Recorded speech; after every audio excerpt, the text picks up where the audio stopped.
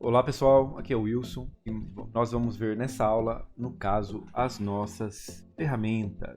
É isso aí. Vou abrir aqui nosso arquivo em branco, beleza? Vou organizar o que está jogado para lá e para cá. E nós vamos começar aqui conhecendo o nosso painel de ferramentas, ok? Bom, como eu disse na aula de interface, ele era dividido por setores, né? Isso não é diferente ainda. E se eu sei o que faz o que, eu entendo quais são os seus grupos, tá certo? E é em cima disso que a gente vai falar agora. Nós temos aqui uma ferramenta em especial, que é a ferramenta de manipulação de mover objetos, tá? Quando tem um objeto na cena, consigo movê-los, tá? Então, não é o caso aqui. Só tem o nosso plano de fundo, já sabe o que é. Plano de fundo agora, né? Vai pegar a aula de camadas, a gente entende o que é um plano de fundo. Porém, eu não tenho nenhum objeto para que eu possa mover. Quando eu tenho vários objetos, eu consigo mover através dessa ferramenta ativada. Nós temos aqui um pequeno grupo de 3 ferramentas que são ferramentas de seleção. Temos o conta-gotas, que serve para eu capturar cores. Nós temos aqui, no caso, essa ferramenta de corte. O corte é o seguinte, eu quero redimensionar a imagem. Eu vou fazer uma listagem geral, depois eu vou dizer quais são as mais importantes e o que cada uma faz de uma forma bem breve. Aqui nós vamos se aprofundar apenas naquelas que são interessantes para a gente. Por exemplo, aqui embaixo nós temos um grupo de ferramentas de manipulação. Aqui nós temos o carimbo, que também é uma ferramenta de manipulação, de correção, né? Essas todas fazem algum tipo de correção de foto. Querem tirar manchas, querem tirar aquelas ruguinhas das fotos. Essas ferramentas aqui elas ajudam muito. Nós temos o lápis, o pincel, que a gente vai usar bastante. Tem 2 tipos. A borracha. Também são ferramentas de desenho, esse grupinho aqui. Nós temos o gradiente, que é uma outra ferramenta que a gente acaba usando bastante.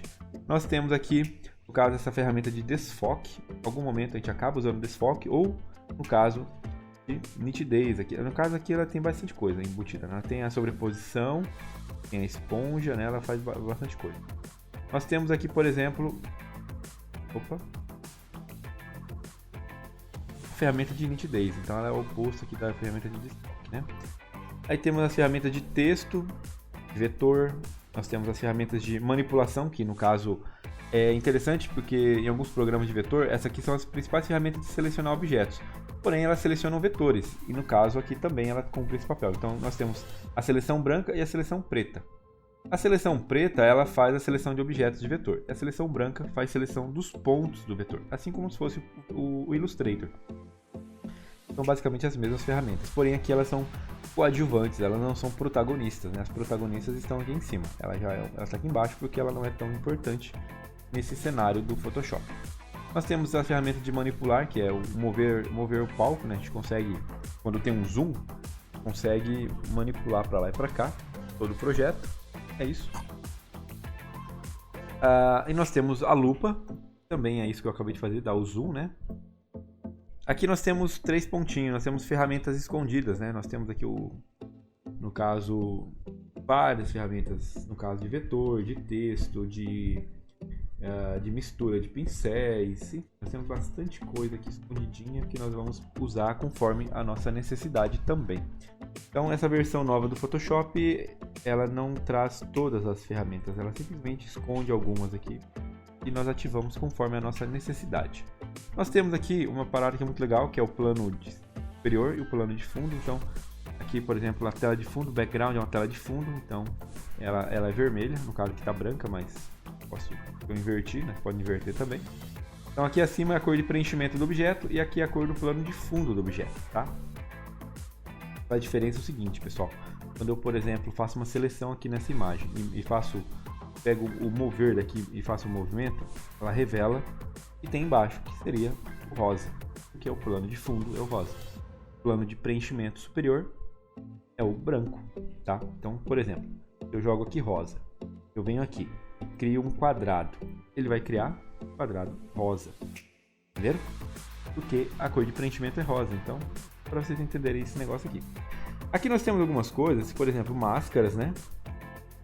Caso a edição de máscara, nós temos aqui o modo de alterar a tela. Isso aqui é uma coisa bem interessante, se vocês entenderem. O atalho é a tecla F. Em outras palavras, às vezes você está lá do nada, você aperta o F. Ele some algumas coisas. Aí você aperta o F de novo, ele some mais ainda. Aí ele aperta o F novamente, ele volta. tá? Isso acontecer com vocês, não temam. Ou vocês lembram que a letra F é o atalho, ou vocês lembram que vocês têm essas opções aqui, ó.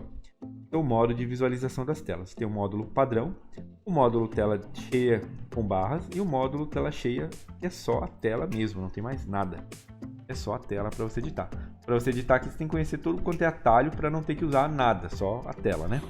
E quando você quer voltar, você aperta a letra F, você vai alternando entre as telas, ok? Isso é uma visão geral do que a barra de ferramenta faz. Nós vamos falar aqui de algumas ferramentas depois, mais individualmente. Vamos focar nas principais e as que são secundárias, a gente vai explicando elas meio que junto com as outras, tá? Muito bem, pessoal.